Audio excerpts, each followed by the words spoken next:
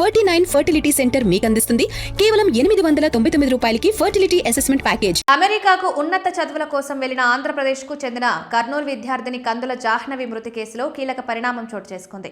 తమ కుమార్తె చావుకు పోలీసులు కారణమైనందున అమెరికా చట్టాల ప్రకారం భారీ పరిహారం చెల్లించాలని ఆమె తల్లిదండ్రులు చేస్తున్న న్యాయ పోరాటానికి ఫలితం దక్కింది. ఎట్టకేలకు జాహ్నవి కుటుంబానికి 262 కోట్ల పరిహారం చెల్లించేందుకు అమెరికా ప్రభుత్వం అంగీకరించింది.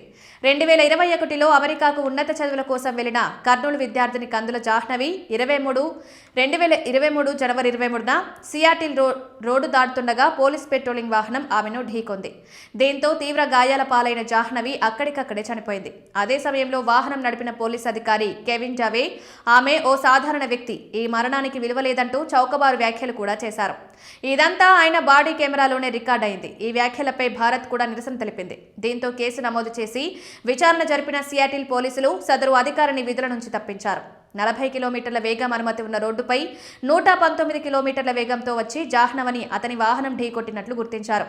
దీంతో ఆమె తల్లిదండ్రులు న్యాయ పోరాటం చేశారు. చివరికి దిగొచ్చిన సియాటిల్ ప్రభుత్వం ఆమె కుటుంబానికి $29 మిలియన్ పరిహారం చెల్లించేందుకు అంగీకరించి కేసు సెటిల్ చేసుకుంది.